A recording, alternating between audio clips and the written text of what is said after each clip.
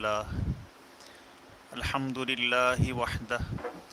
والصلاة والسلام على من لا نبي بعده أما بعد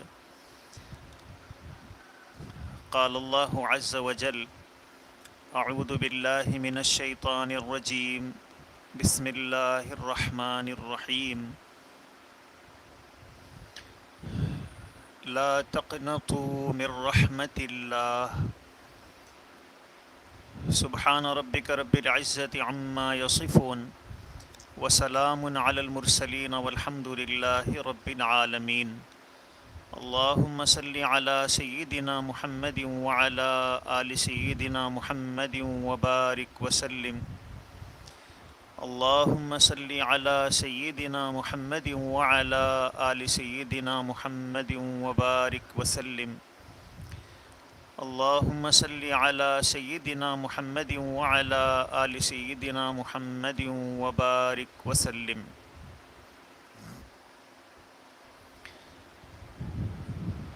ہم کمزور ہیں اور قدم قدم پر ہم سے چوک اور کوتاہیاں سرزد ہو جاتی ہیں، اور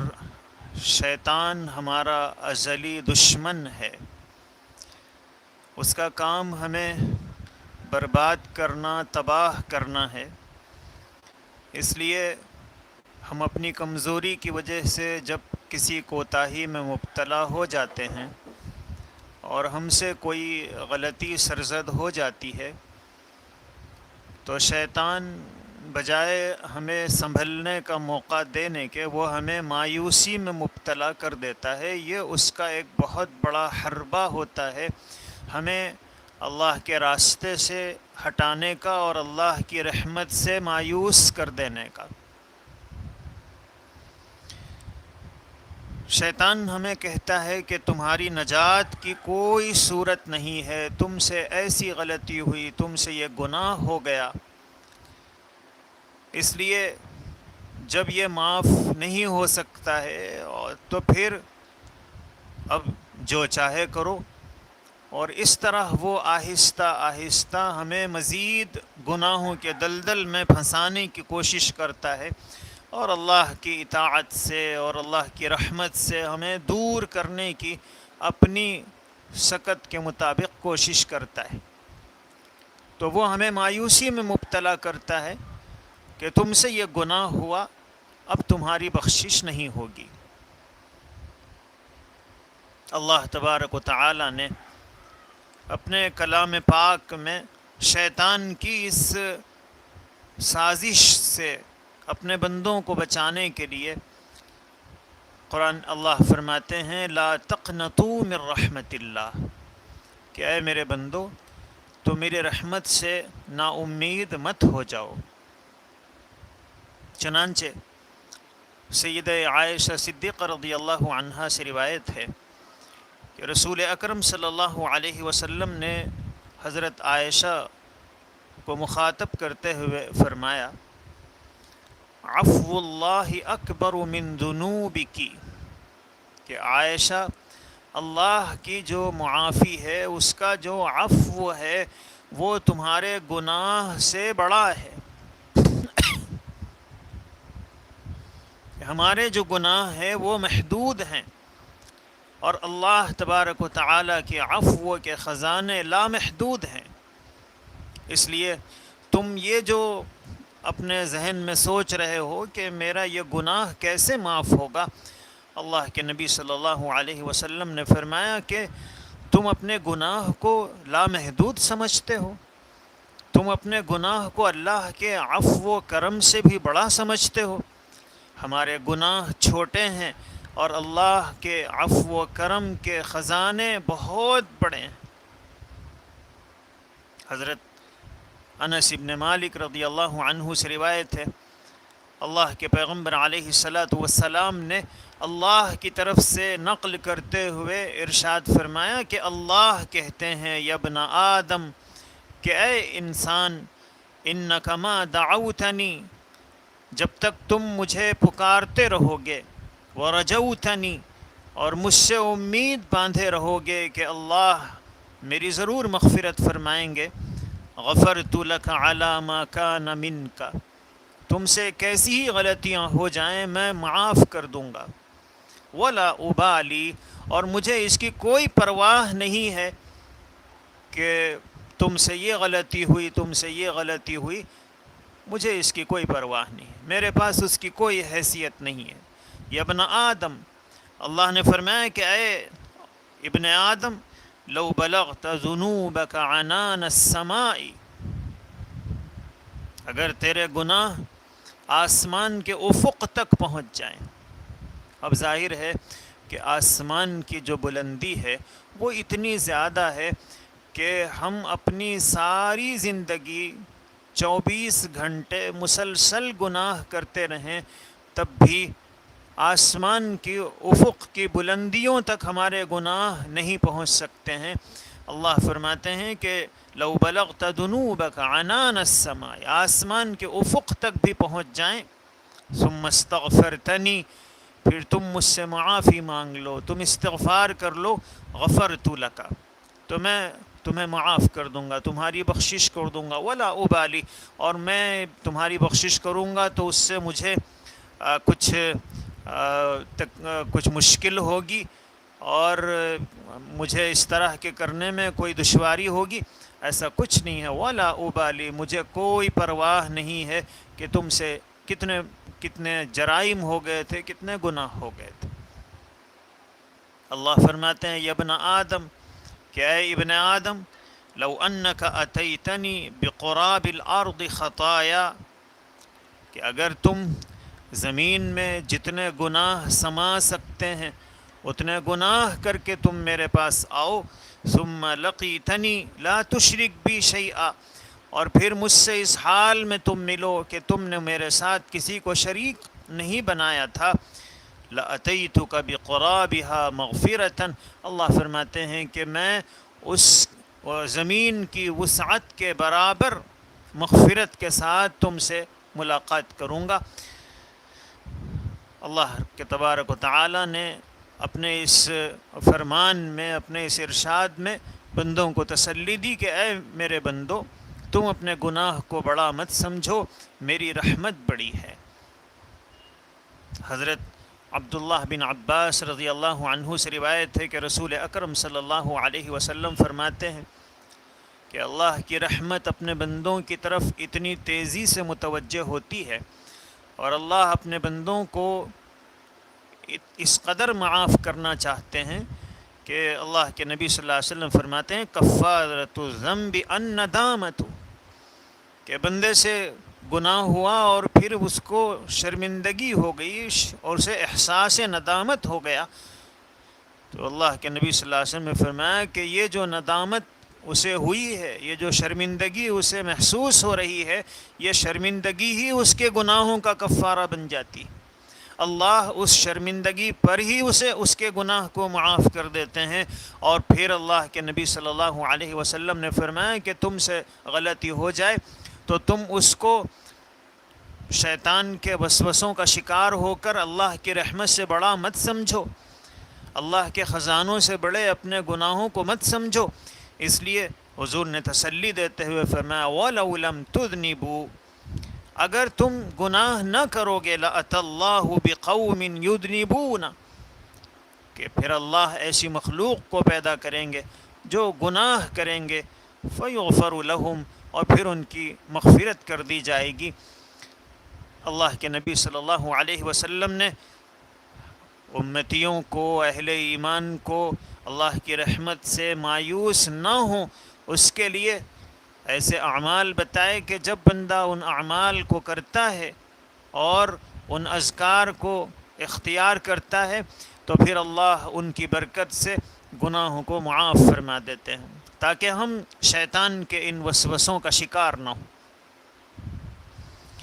حضرت ابو امامہ رضی اللہ عنہ سے روایت ہے ان رسول اللہ صلی اللہ علیہ وسلم قال، کہ رسول اللہ صلی اللہ علیہ وسلم نے فرمایا ان الغسل یوم الجمعۃ، کہ جمعہ کے دن جو نہانا ہے، کہ بندہ جب جمعہ کے دن نہاتا ہے ظاہر ہے کہ جمعہ کا دن آتا ہے اور ایک مسلمان بھی نہاتا ہے اور ایک غیر مسلم بھی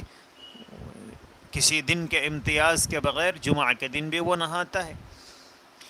لیکن ایک مسلمان کا جمعہ کے دن نہانا یہ اس طرح کا نہانا نہیں ہے جس طرح کا غیر مسلم کا نہانا ہے۔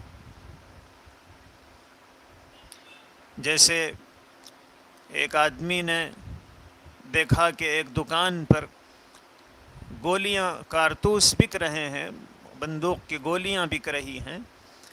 تو اس نے پوچھا کہ ان گولیوں کا فائدہ کیا ہے؟ تو دکاندار نے کہا کہ ان گولیوں کا فائدہ یہ ہے کہ اس سے شیر بھی مر جاتا ہے۔ تو اس نے سوچا کہ بھی ہمارا گھر گاؤں میں ہے اور جنگل قریب میں ہے، مختلف قسم کے جانور آ جاتے ہیں تو لے لینا چاہیے۔ تو اس نے گولی بھی خرید لی، بندوق بھی خرید لی۔ اب جب گھر گیا اور اس نے دیکھا کہ ایک کتا ہے جو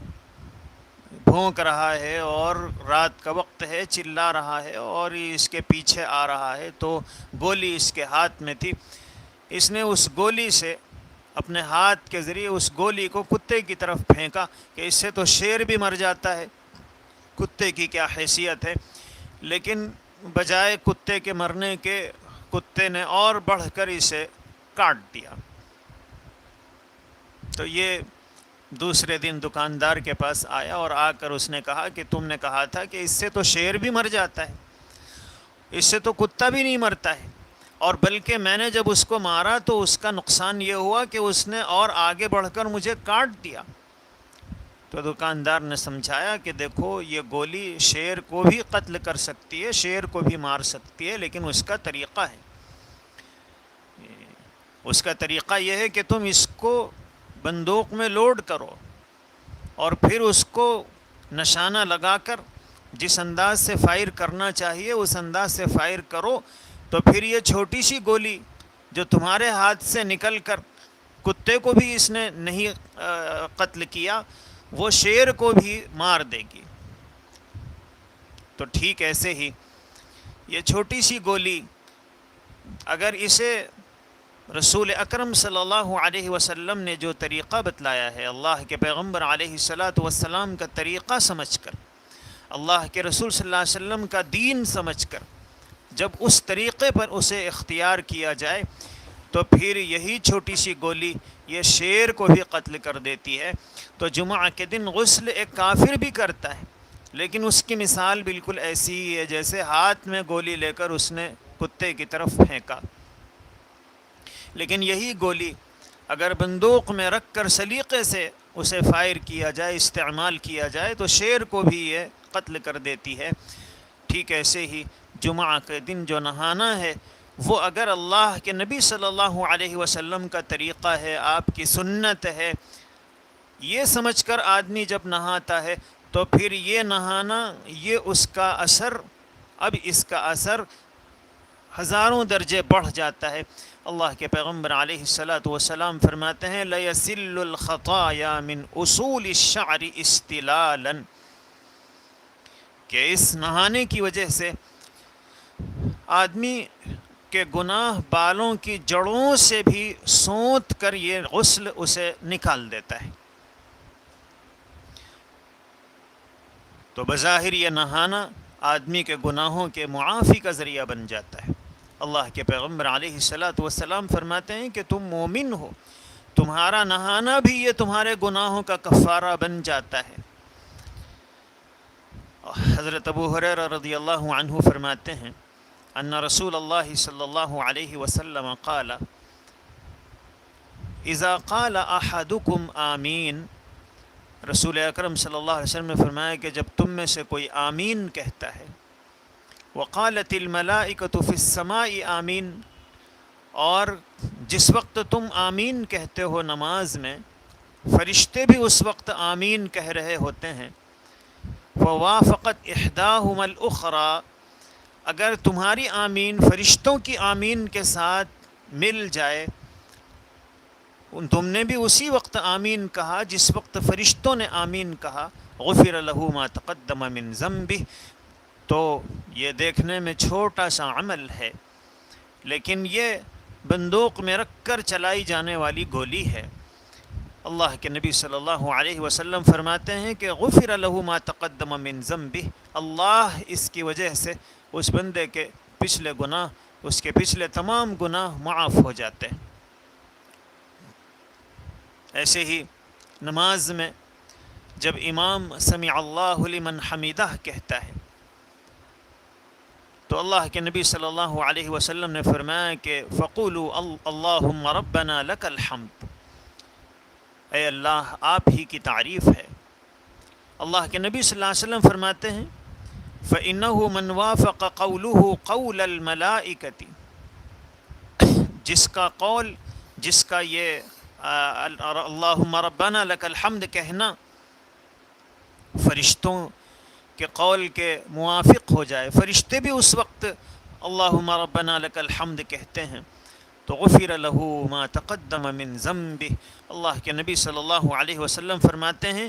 کہ یہ چھوٹا سا عمل تمہارے گناہوں کے لیے کفارہ بن جاتا ہے، اور اللہ تعالیٰ اس کی وجہ سے تمہارے گناہ کو معاف فرما دیتے ہیں.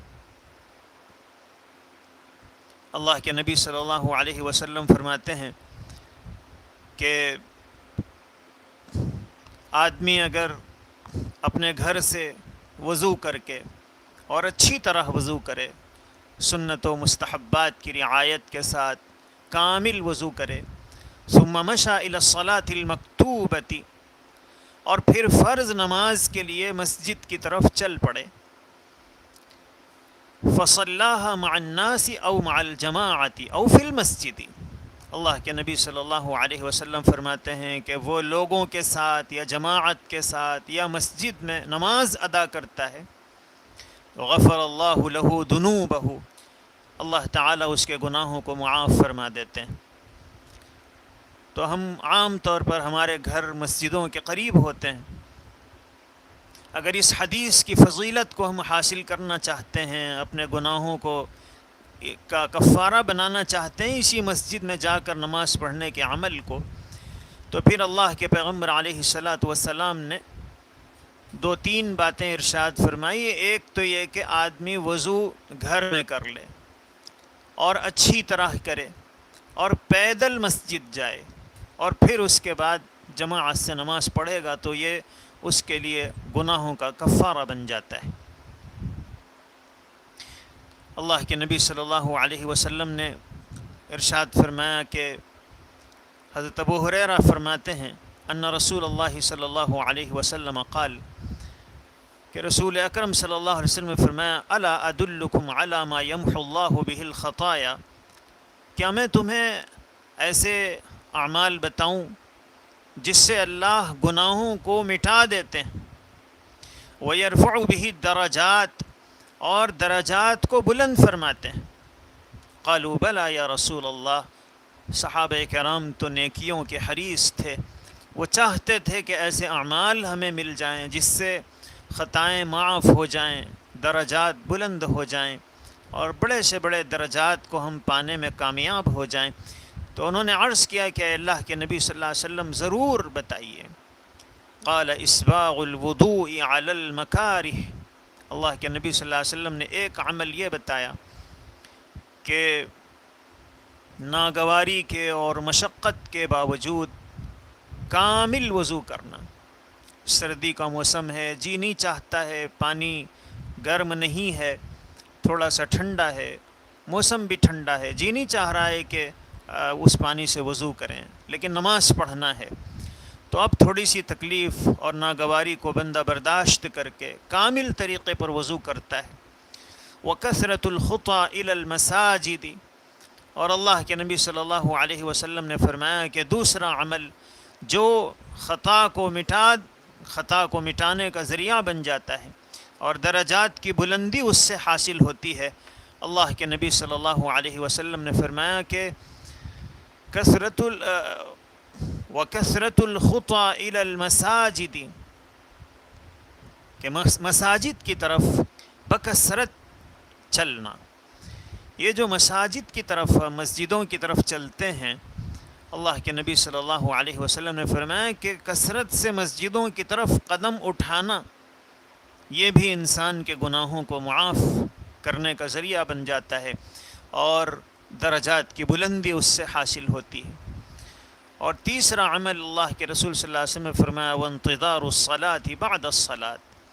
کہ ایک نماز کے بعد دوسری نماز کے انتظار میں رہنا۔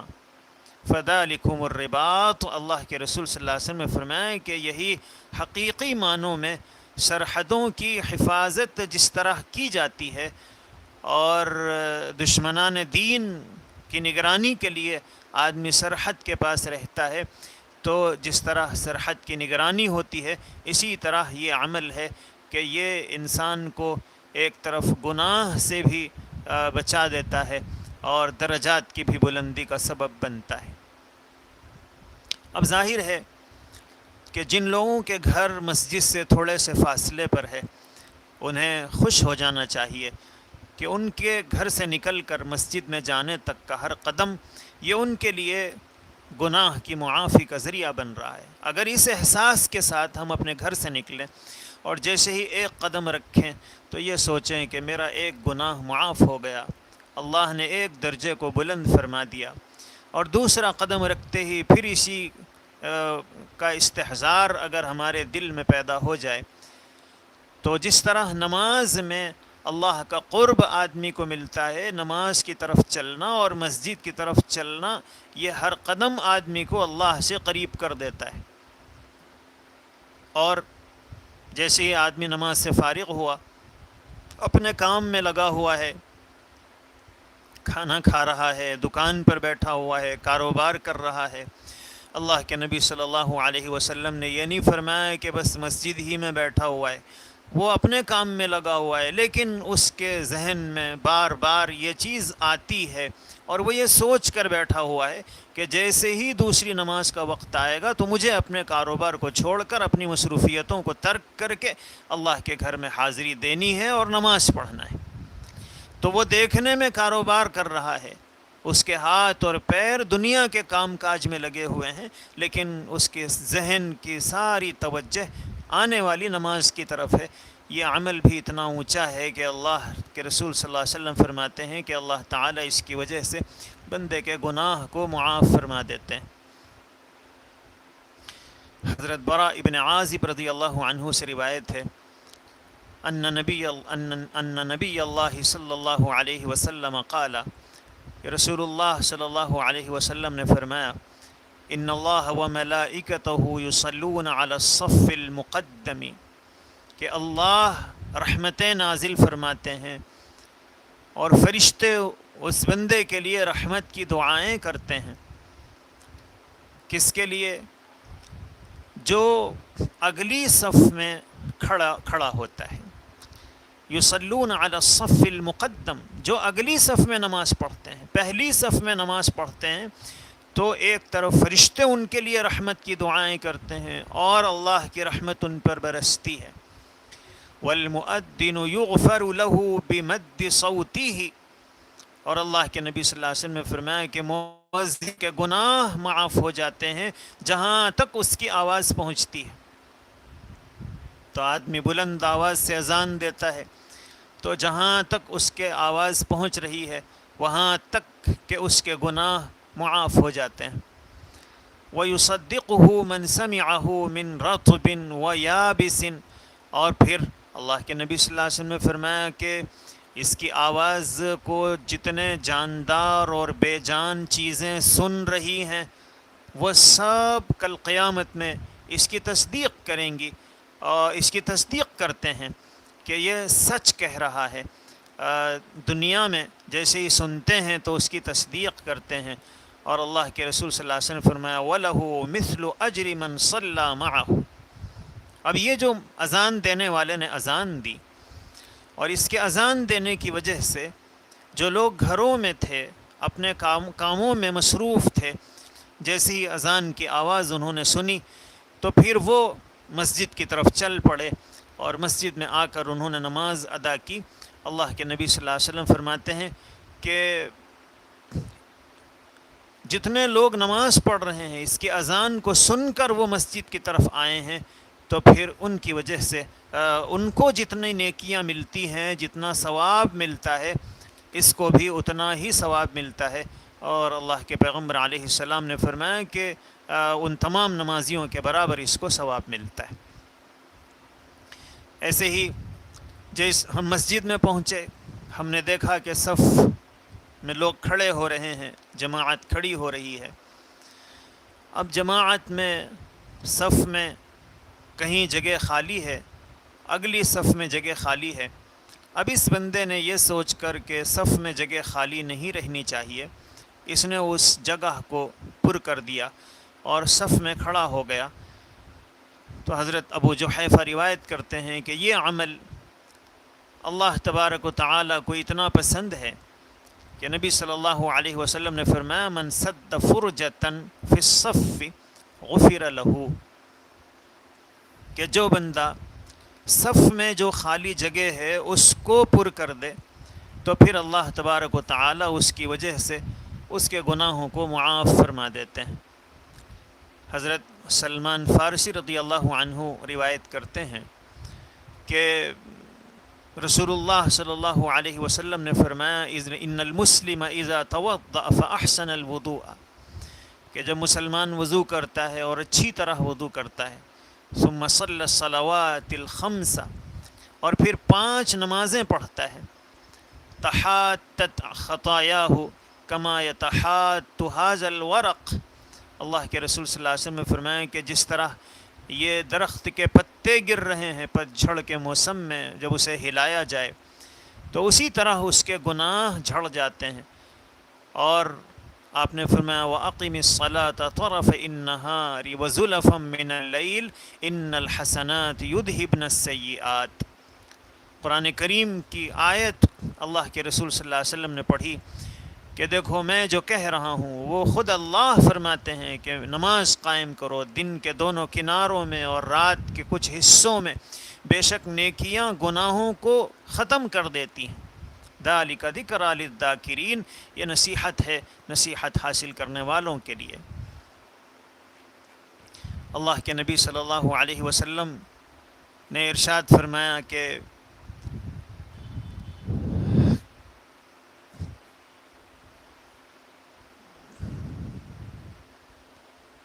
بندہ چھوٹا سا عمل کرتا ہے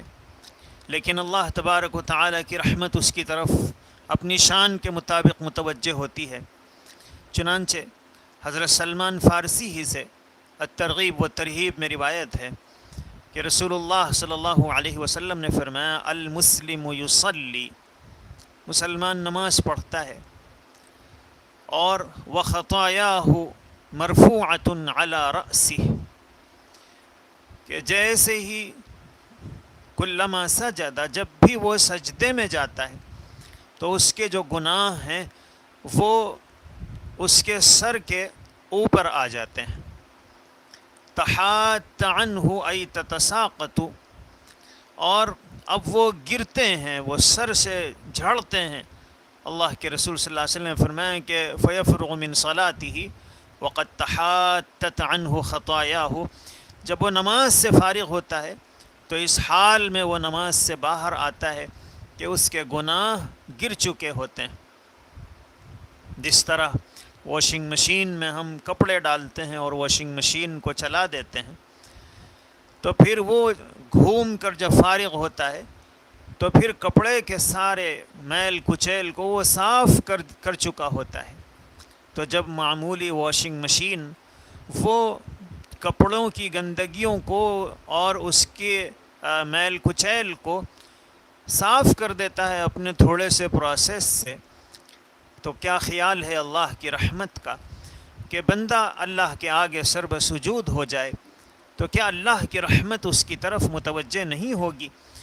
اور اس کے گناہ معاف نہیں ہوں گے؟ اللہ کے نبی صلی اللہ علیہ وسلم فرماتے ہیں کہ یقیناً اس کے گناہ معاف ہو جاتے ہیں۔ ایسے ہی اللہ کے پیغمبر علیہ الصلاۃ والسلام نے فرمایا کہ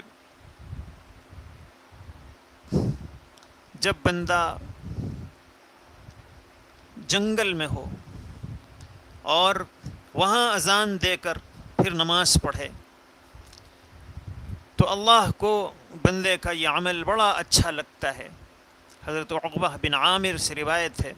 کہ رسول اکرم صلی اللہ علیہ وسلم نے فرمایا کہ جب کوئی بکریاں چرانے والا کسی پہاڑ کی جڑ میں یا جنگل میں اذان کہتا ہے اور نماز پڑھتا ہے تو اللہ تعالیٰ اس سے خوش ہوتے ہیں۔ یعجب ربک، آپ کا رب اس سے خوش ہوتا ہے، اور پھر وہ کہتا ہے فیقول اللہ عز وجل انظروا الی عبدی، جب بندہ جنگل میں اذان دیتا ہے اور پھر نماز پڑھتا ہے تو اللہ فرماتے ہیں کہ میرے بندے کو دیکھو، انظروا الی عبدی ھذا، میرے اس بندے کو دیکھو، یؤذن ویقیم للصلاۃ، یہ نماز کے لیے اذان دے رہا ہے اور نماز پڑھ رہا ہے، یخاف منی، اس جنگل میں اسے کس کا ڈر ہے؟ نہ کوئی اسے دیکھ رہا ہے، نہ کسی اور کا خوف ہے، یخاف منی، یہ مجھ سے ڈرتا ہے۔ اگر میرا ڈر نہ ہوتا تو جنگل میں یہ اذان نہ دیتا، اگر میرا ڈر نہ ہوتا تو یہ جنگل میں نماز نہ پڑھتا۔ قد غفرت لعبدی وادخلتہ الجنہ، اللہ کی رحمت جوش میں آتی ہے اور اللہ فرماتے ہیں کہ میں نے اپنے بندے کی مغفرت کر دی اور میں نے اس کے لیے جنت کو واجب کر دیا ہے، اور میں نے ایک درجہ بلند کر دیا جاتا ہے۔ لیکن اللہ کے پیغمبر علیہ الصلاۃ والسلام فرماتے ہیں کہ یہ ثواب صرف جاتے وقت ہی نہیں بلکہ واپس جب بندہ مسجد سے گھر آتا ہے اس وقت بھی ہر قدم پر اللہ تعالیٰ ایک گناہ کو معاف فرما دیتے ہیں۔ اللہ کی رحمت اس کا کوئی اندازہ نہیں لگا سکتا ہے۔ اللہ کی رحمت کے خزانے بے شمار ہیں، وہ چاہتے ہیں کہ بندوں کو کسی طرح میری رحمتیں مل جائیں۔ حضرت عبداللہ بن عمر رضی اللہ عنہ سے روایت ہے، فرماتے ہیں کہ قال رسول اللہ صلی اللہ علیہ وسلم من راح الی مسجد الجماعت، جو مسجد جماعت میں جہاں جماعت کے ساتھ نماز ادا کی جاتی ہے وہاں چلے، فخطوۃ تمحو عنہ سیئہ وخطوۃ تکتب له حسنہ ذاہبا وراجعا، اللہ کے رسول صلی اللہ علیہ وسلم نے فرمایا کہ ہر قدم پر اس کا ایک گناہ بھی معاف کر دیا جاتا ہے اور ایک درجہ بھی اس کا بلند کر دیا جاتا ہے۔ اللہ کے نبی صلی اللہ علیہ وسلم نے فرمایا کہ جاتے ہوئے بھی ایسا ہی ہوتا ہے اور واپسی میں بھی ایسا ہی ہوتا ہے۔ حضرت انس بن مالک رضی اللہ عنہ سے روایت ہے، فرماتے ہیں کہ رسول اللہ صلی اللہ علیہ وسلم نے فرمایا من صلی قبل الظہر اربعا، جس نے ظہر سے پہلے 4 رکعت سنت پڑھ لی، غفر اللہ ذنوبہ یومہ ذالک، اس دن اس سے جو گناہ ہوئے ہیں اللہ تعالیٰ ان گناہوں کو معاف فرما دیتے ہیں۔ تو اب اللہ نے ہمیں قیمتی زندگی عطا فرمائی ہے، وقت ہے ہمارے پاس، ظہر کی نماز بھی ہم پڑھتے ہیں، اس سے پہلے ہم اپنی کاہلی اور سستی کی وجہ، تو پھر دیکھنے میں یہ 4 رکعت ہیں اور کوئی بہت مشکل اور دشوار عمل نہیں ہے، لیکن یہ عمل چونکہ اللہ کی رضا کے لیے بندہ کر رہا ہے، اس طریقے پر انجام دے رہا ہے جو اللہ کے رسول صلی اللہ علیہ وسلم نے بتلایا ہے، یہ اس چھوٹی سی گولی کو بندوق میں اسی طریقے پر رکھ رہا ہے جس طرح بندوق کے بنانے والے نے طریقہ سکھایا ہے، تو اب اس کا یہ چھوٹا سا عمل بھی اس کے گناہوں کا کفارہ بن جاتا ہے اور پورے ایک دن کے گناہ اللہ تبارک و تعالی اس کی برکت سے معاف فرما دیتے ہیں۔ حضرت علی ابن ابی طالب رضی اللہ عنہ سے روایت ہے کہ قال رسول اللہ صلی اللہ علیہ وسلم، رسول اکرم صلی اللہ علیہ وسلم نے فرمایا کہ لا تزال امتی یصلون هذه الاربع رکعات قبل العصر، کہ میری امت جب تک عصر سے پہلے کی جو 4 رکعت ہے اسے پڑھتی رہے گی۔ ہم لوگ عصر سے پہلے جو 4 رکعت ہے وہ چونکہ سنت غیر مؤکدہ ہے، اس لیے یہ سوچ کر کہ اس کی تاکید تو زیادہ نہیں ہے، ہم اکثر و بیشتر چھوڑ دیتے ہیں، لیکن اللہ کے حبیب صلی اللہ علیہ وسلم فرماتے ہیں کہ دیکھو چھوٹے سے نیکی کو بھی، معمولی سے عمل کو بھی تم معمولی مت سمجھو۔ اللہ کے رسول صلی اللہ علیہ وسلم نے فرمایا کہ بعض مرتبہ چھوٹا سا عمل یہ آدمی کو بلند درجات پر فائز کر دیتا ہے، اللہ کا قرب اسے اس کے ذریعے حاصل ہو جاتا ہے۔ حضور نے فرمایا کہ یہ جو عصر سے پہلے کی 4 رکعت ہے، جب بندہ ان کو پڑھنے لگتا ہے اور ہمیشہ اس پر عمل کرتا ہے، حتی تمشی علی الارض مغفورا لها حقا، اللہ کے رسول صلی اللہ علیہ وسلم فرماتے ہیں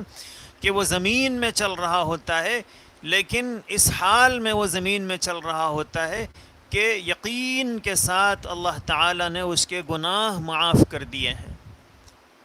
کہ اب وہ بخشایا زمین پر چل رہا ہوتا ہے۔ حضرت ابو ہریرہ فرماتے ہیں اور حضرت ابو سعید خدری دونوں اس حدیث کو روایت کرتے ہیں کہ رسول اللہ صلی اللہ علیہ وسلم نے فرمایا اذا ایقظ الرجل اہلہ من اللیل، رات میں شوہر و بیوی آرام کر رہے ہیں اور تہجد کا وقت ہوا، شوہر کی آنکھ کھلی، اس نے سوچا کہ مجھے نماز پڑھنا ہے، تو اس نے اپنی بیوی کو بھی محبت سے جگایا اور پھر دونوں نے تہجد کی نماز ادا کی،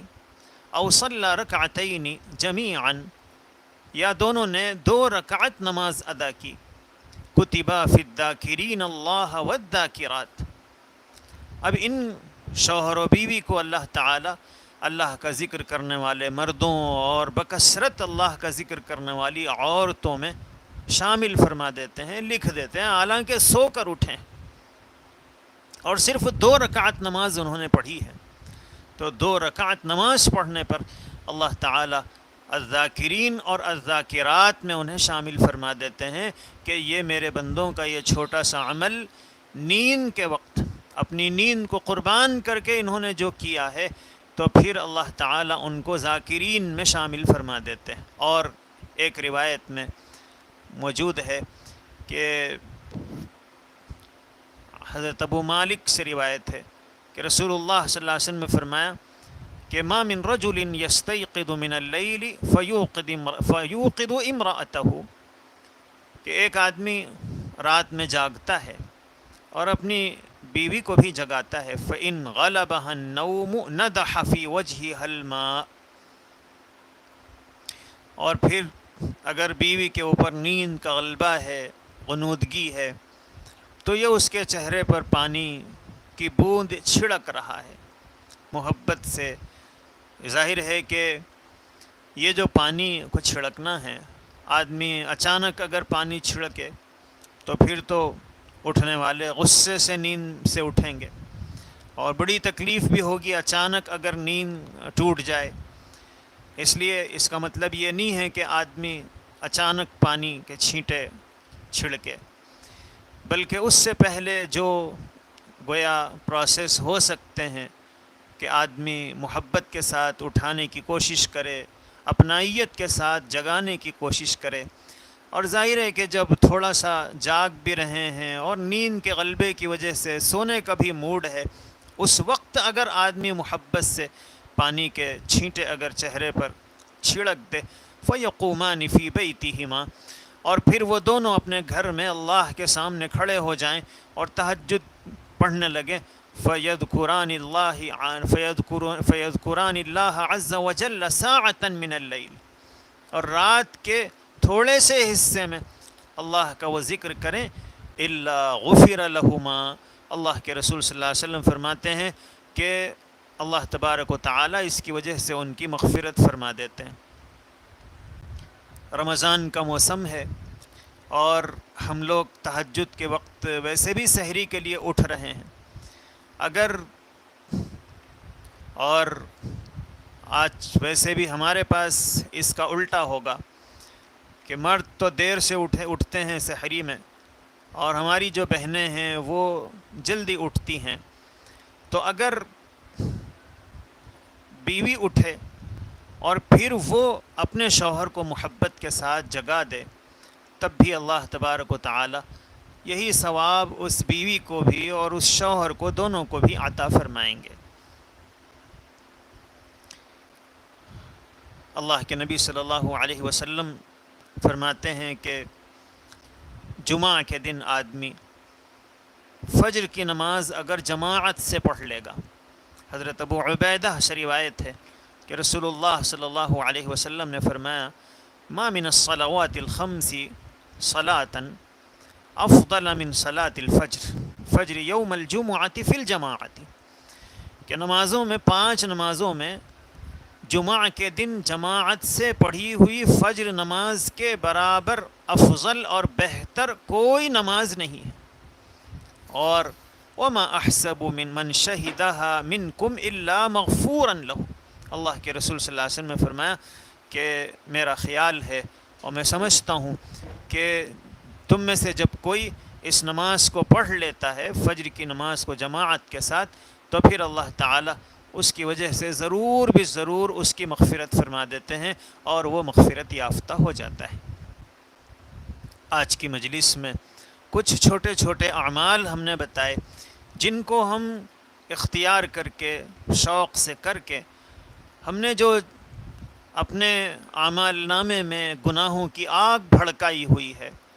اور ہماری زندگی میں جو گناہ کی آگ بھڑک رہی ہے اس کو ہم بجھانے کا اور اس کے بالکل ختم کر دینے کا سامان کر سکتے ہیں۔ اور یہ وہ چھوٹے چھوٹے اعمال ہیں، لیکن یہ بہت پر اثر ہیں، بہت طاقتور ہیں، اور وجہ اس کی یہ ہے کہ یہ اس شہنشاہ کائنات اور اس اللہ کے بتائے ہوئے ہیں اور اس نبی کے سکھائے ہوئے ہیں، جن کی وجہ سے ان اعمال میں وہ جان پیدا ہو جاتی ہے۔ ایک جو چھوٹی سی گولی میں، کارتوس میں، جو بندوق میں رکھ کر جب چلائی جاتی ہے تو اس میں جس طرح کی جان پیدا ہو جاتی ہے۔ اللہ تبارک و تعالی سے دعا ہے اللہ تعالی مجھے آپ کو ان اعمال کو بہتر سے بہتر انداز میں کرنے کی توفیق نصیب فرمائیں۔ کچھ سوالات ہیں جن کا اس وقت جواب دیا جا رہا ہے۔ محمد ضیاء الدین یہ سوال کر رہے ہیں کہ حج اور عمرے کے لیے جمع کیے ہوئے جو پیسے ہیں ان پر زکوٰۃ دینا ضروری ہے یا نہیں ہے؟ ابھی اس وقت جو کرونا وائرس کی وبا پھیلی ہوئی ہے، اس کی وجہ سے حکومت سعودی عرب اور وزارت حج نے یہ اعلان کیا ہوا ہے کہ حج کمیٹی اور پرائیویٹ ٹورز کے لوگ ابھی حج کے جو آگے کے کام ہیں اس میں سے کچھ نہ کریں۔ اس لیے حج کمیٹی نے یہ اعلان کیا ہوا ہے کہ تیسری قسط جنہوں نے داخل نہیں کی ہے وہ داخل نہ کریں، اور دوسری قسط بھی جنہوں نے داخل نہیں کی ہے وہ بھی دوسری قسط کو داخل نہ کریں۔ اور ابھی کچھ دن پہلے حج کمیٹی کا یہ اعلان آیا ہے کہ اگر اس مرتبہ حج نہیں ہوتا ہے، اور جیسا کہ اندازہ یہی لگ رہا ہے، تو حج کمیٹی جو لوگ آنے والے سال حج کا ارادہ رکھتے ہیں ان کے بس برائے نام 5-10 ہزار روپے اپنے پاس رکھے گی اور باقی پیسے واپس کر دے گی، اور آنے والے سال پھر پیسے آپ سے لیے جائیں گے۔ تو اس وقت جو حج کمیٹی کے پاس پیسے ہیں وہ پیسے آپ ہی کے امانت کے طور پر حج کمیٹی کے پاس رکھے ہوئے ہیں۔ حج کمیٹی نے اس کو نہ بلڈنگوں کے کرائے کے لیے استعمال کیا ہے اور نہ کسی اور کام کے لیے، اس لیے وہ پیسے ابھی گویا ہمارے ہیں جو حج کمیٹی کے پاس بطور امانت رکھے ہوئے ہیں، اور حج کمیٹی اسے واپس کرنے والی ہے۔ اس لیے اس وقت جو لوگ حج کمیٹی میں اپنے پیسے داخل کیے ہوئے ہیں ان پیسوں کے اوپر زکوٰۃ فرض ہے۔ البتہ اگر حج کمیٹی اسے بلڈنگوں کے کرائے میں مصروف کر دیتی اور جو مختلف کام ہیں ان میں وہ ادا کر دیتی،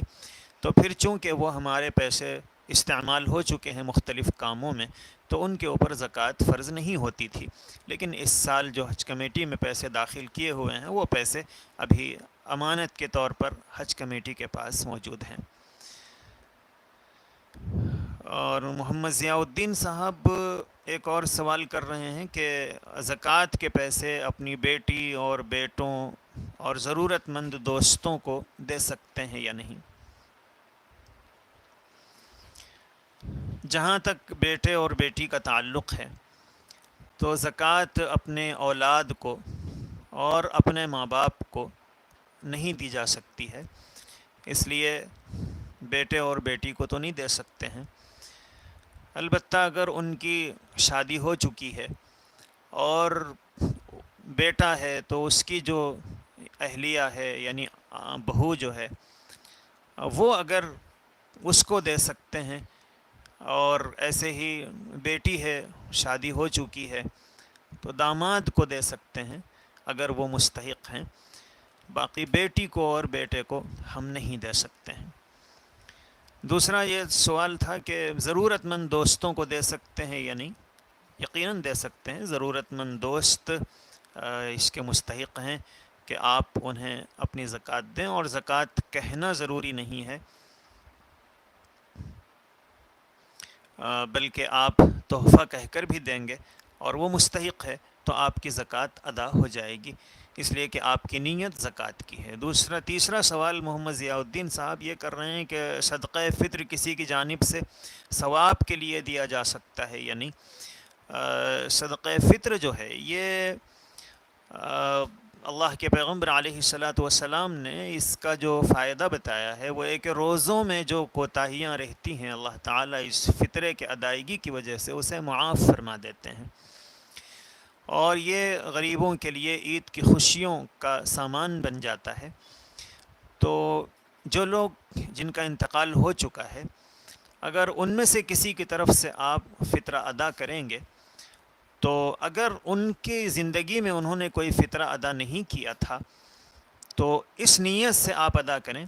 کہ میرے جو مرحومین ہیں جن کی طرف سے بھی آپ فطرہ دینا چاہتے ہیں کہ انہوں نے زندگی میں جو فطرہ کسی وقت ادا نہیں کیا تھا تو میں اب ان کی طرف سے ادا کر رہا ہوں، تو یہ عمل ان کے لیے بہت مفید بن جائے گا، اور ایک واجب جو ان پر ہوا تھا اور جس کو انہوں نے ادا نہیں کیا تھا، لیکن آپ کی ادا کرنے کی وجہ سے وہ اس ذمہ داری سے جو سبکدوش ہوں گے، اللہ کے پاس پکڑ سے بچ جائیں گے، یہ عمل ان کے لیے بہت زیادہ مفید ہوگا۔ البتہ جو زندگی بھر غریب تھے اور ان کے نام سے آپ فطرہ دینا چاہتے ہیں، کبھی ان کے نام پر کبھی فطرہ ان پر واجب ہی نہیں ہوا، تو ان کی طرف سے فطرہ دینے کی ضرورت نہیں ہے، ان کے نام سے آپ اللہ کے کو راضی کرنے کے لیے، ان کے ایصال ثواب کے لیے کسی غریب کی آپ مدد کریں گے اتنے ہی پیسوں سے جتنے پیسوں سے فطرہ ادا کیا جاتا ہے، تو یہ عمل اس غریب کے لیے بھی بہت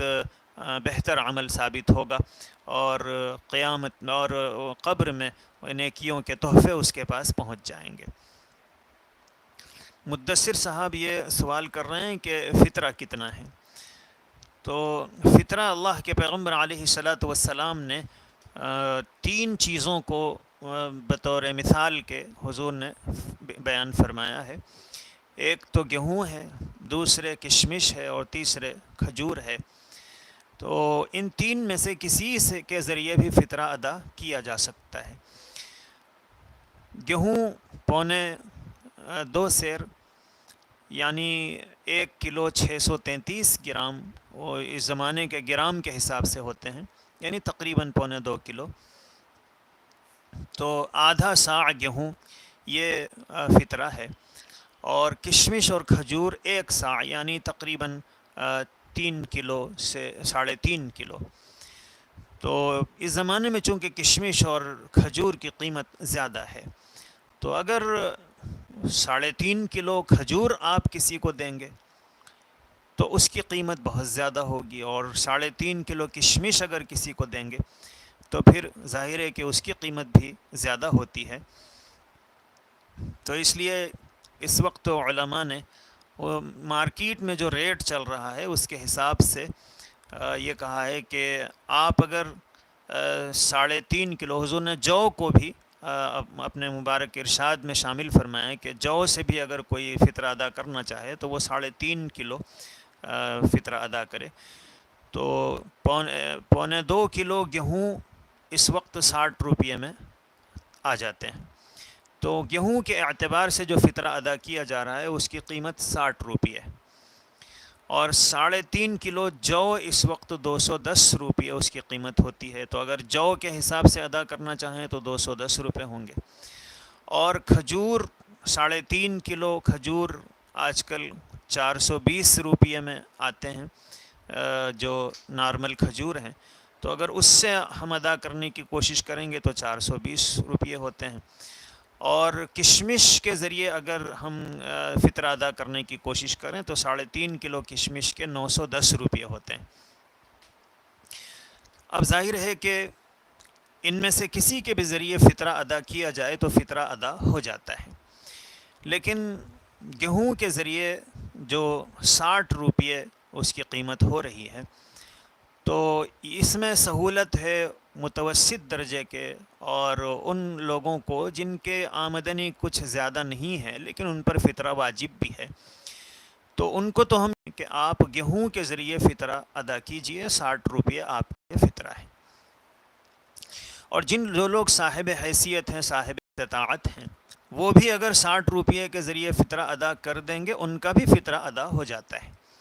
لیکن چونکہ اللہ نے ان کو حیثیت دی ہے اور یہ جو فطرہ ہے وہ روزے کے بدلے میں ہے، اور ایک روزے کے بدلے میں 2 وقت کے کھانے کی جو قیمت ہے وہ کم از کم ایک غریب کے ہاتھ میں پہنچنی چاہیے. تو اس لیے بجائے 60 روپیے کے اگر اللہ نے آپ کو تھوڑا سا اور گنجائش دی ہے تو آپ 120 روپیے فطرہ ادا کر دیں تاکہ اس 120 روپیے میں وہ غریب اپنے 2 وقت کے کھانے کا انتظام کر سکے. اور اللہ نے آپ کو اور گنجائش دی ہے تو پھر آپ جو کے ذریعے یا پھر کھجور کے ذریعے یا کشمش کے ذریعے اللہ نے آپ کو زیادہ حیثیت دی ہے تو پھر آپ اس کے ذریعے ادا کریں گے تو آپ زیادہ ثواب کے مستحق بنیں گے. باقی کسی بھی نصاب سے فطرہ ادا کر دیا جائے تو فطرہ ادا ہو جاتا ہے، آدمی ذمہ داری سے سبکدوش ہو جاتا ہے. تحریک ایمان چینل کے لوگوں نے یہ